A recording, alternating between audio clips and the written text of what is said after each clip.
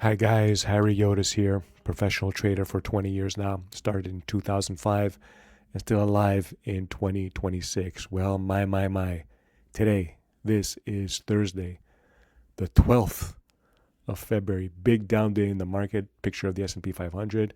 The big news of the day, what was the catalyst that brought the market down 1.5% in a day? Well, it's the logistics stock meltdown. Okay, logistics stocks this time were the SaaS stocks of the day.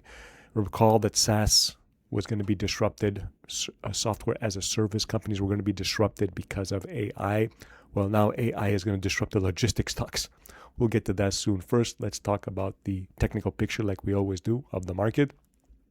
Well, today, because of this one big down day, we are not bullish anymore. If we bring in the moving averages, you can see that in one day we went all the way back and closed below the 50. Okay, and this, brought the VIX all the way up to 20. Another big move. Okay, I don't think it lasts. We'll see. But because of the fact that we closed below the 50-day moving average, now we have to go to neutral. Okay, and look, we've been skipping for the past week or month. We've been sticking around. Let's get rid of the moving averages so you can see better. We've been sticking around these levels here. Okay, it's basically we're not in a sideways market.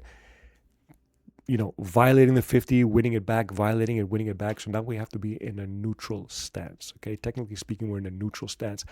From now on, because of these up and down moves, I'd be more comfortable becoming more bullish when we're above the highs, because we could get a situation where we break down below these levels temporarily and then go back up. I am still bullish overall for this market, but technically speaking, we have to switch to neutral. Okay, and we don't have a great buy point yet. We're just sticking with what we have. We're going through the chop. We're living through the chop. That's what it is. Okay, so back to neutral because we're below the 50. Okay, and I don't put it out of the question that we can retest this 673 level, which is this previous high on the SPY, and even go down to these levels, the 650s. It's very, very possible. Okay, although I don't see it likely at this point, we still have to stick with what we see here, which is neutral, choppy type of action in the technical picture. Okay, we always go to the sentiment as well. What does sentiment tell us? Well, we're back to fear. Okay, momentum is extreme fear. We're already reaching, we have the greed and strength and in breadth. I mean, a lot of stocks are still very good under the hood, but look, the put call ratio, even more puts being bought, market volatility, we saw the VIX go up above 20 extreme. Everywhere is extreme fear. Okay, I mean, you can't go much more. One more down day, we're going to be in extreme fear, okay, with markets near highs, okay? 2% for highs, we're already at fear. Again, we have not solidified greed. This is why I I'm generally leaning bullish, because any downward move, especially with a lot of puts being bought here, I don't see the down move as being exacerbated. I think it's going to be limited, okay? And if we ever get to this extreme fear situation, that's when I'm going to start buying more. Okay, right now I'm just riding what I have. Remember, we bought after this capitulation in Bitcoin. We started selling a bit, but we still hold a vast majority of our stocks long at this point. Okay, so the sentiment here is fearful, which is pretty good for us long term. Could go lower. Okay, and what I like, every Thursday we see the AAII Investor Sentiment Survey, and look, boom, the bears are back in the game. Okay, remember, we said that even though the bulls were there, there's still too many bears lingering around. So one big crush in the market, like we got past week and this week, it's not going to be, it's going to get the bears right back in being bearish again. Okay, and you see the bulls retreating to a basically average. Okay, you have the bears at above average and the bulls basically slightly above average, but let's say average. Okay, so all of the people who are in indecision mode last week are now bearish again. Okay, 38 is a big number. We saw bearishness in the 40s, like we saw bullishness in the 40s. So this is why we didn't solidify any kind of bullish sentiment, because right when there's a small down move, boom, the bears pop back up. Hence, the massive amount of puts here, the put call ratio being bought, and they continue to be bought. Okay, so this is why I'm still overall bullish, but in the midterm right now, where we're at right now, we have to be neutral and expecting that it could go down to these levels and bring this into real extreme fear, because as we saw, the bears are still here. And if that happens, we're going to get massive extreme fear and the bulls are going to really retreat. Okay, because bears are just waiting to pounce. They haven't been killed. They're still there. This is why I am still longer term bullish, but midterm neutral. Okay, so that's what it is for the sentiment. We also had a macro print today. We had the initial claims every Thursday. We got 227,000. Remember, we were worried last week when it went to 232. It's still sticking here. People are not freaking out. Plus the jobs report that we had yesterday, it's not really a problem. So the macro is still holding up, but people are still fearful because of something. And today it's the logistics stock breakdown. Okay, so what is that? Okay, well, we had SaaS breakdown. AI is going to destroy SaaS. This is Salesforce. Okay, you see all these SaaS stocks getting killed. Well, today we had the logistics breakout, okay, which is logistics stocks. The narrative is that the logistics stocks are going to get destroyed, okay, because of the AI disruption, okay. And the logistics stocks, there are a couple that I look at. ODFL is one, Old Dominion Freight Line. Okay, you saw that it's performing. These stocks are okay. They've been performing very well recently. And this is the one down day on ODFL. Yeah, this is down 4.6%. Another one that I like is SAIA, SAI. That one has been performing well, boomed down, but recovered, okay? And the one that is tradable that I've traded, and a couple of days ago, I took a little short here because I thought it was parabolic. I got lucky that today it went down, but it wasn't, it was too small to mention, okay? It was just a little bit of a trade taking a hit at this parabolic move because the sector, look, it's at highs, so it's very dangerous to short these highs. So I'm just expecting a short-term move down. But, you know, this logistics breakdown doesn't seem like a big deal to me. Yeah, I mean, if you look at these stocks, are near highs, okay, or making good moves to the highs, okay. It's not like the SaaS stocks where their business model could be completely destroyed. I mean, why do you need customer relations management type software and AI will just do it in 3 seconds? But you need logistics. I think AI helps the logistics sector. It doesn't replace it in any stretch of the imagination. So this is just another case in point of the fear, okay, that is going on in the fear and greed index. It's shown here in all of these indices. Look, with the AAII, but you can see it in the market overall. That any kind of, it just reinforces the fact that any kind of negative news out there is going to tank the market, perception or otherwise. Okay, so the logistics stocks, even though they went down, they might take a hit short term, but I don't see this being a big problem going forward if the economy holds up, and the economy looks like it's holding up because we have initial claims and jobs still holding up, not dying. Okay, so the logistics stocks breakdown might be a temporary problem, but I don't see it being a longer term problem. Whereas the SaaS stocks, I do see it being a big problem. Okay, those stocks are in bear markets already and we're like, 3% from highs. Don't be in that sector. Whereas the stocks like, XPO, which I like, if it ever drops back down to these levels, I'll make a point to you guys. If it ever drops around these levels from this breakout point here, even slightly lower, I would buy it. Yeah, I'm seeking to buy it if that happens.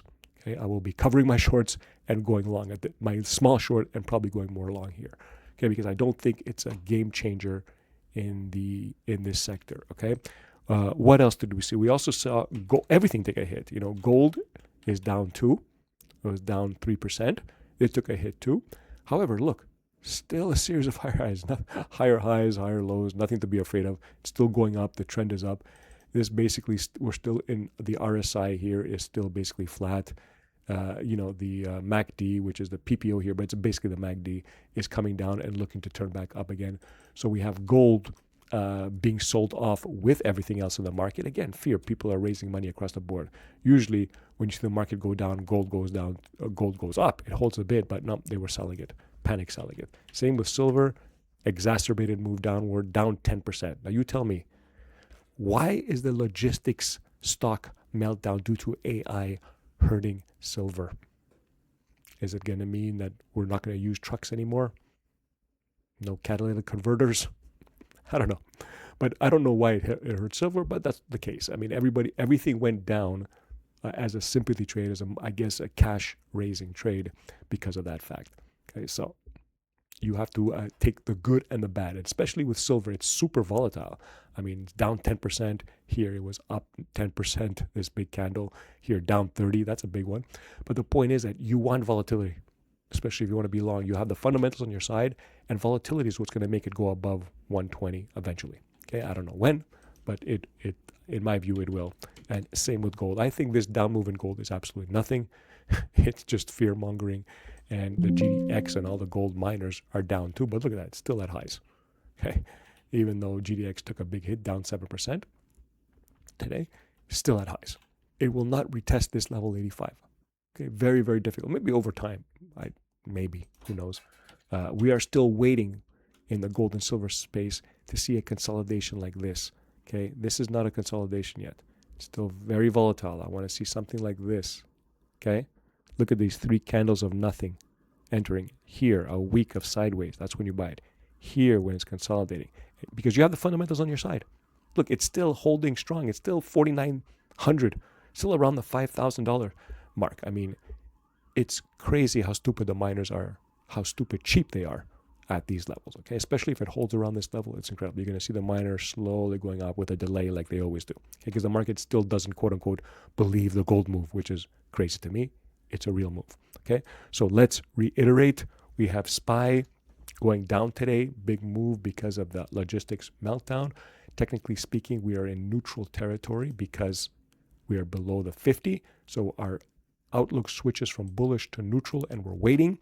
Okay, because of the constant choppiness up and down, we expect, this market to continue the choppiness until we see a breakout above the highs. After the highs go up, then we'll be certain to be more bullish. But because the sentiment is at fear, and here the bears are coming back in right away because the bullishness has not been solidified, there is a possibility that we can drop lower, get to this extreme fear territory, in which case I'll be buying. It could be an undercut of the 673 level here on SPY. Whatever, we don't know. We don't make assumptions.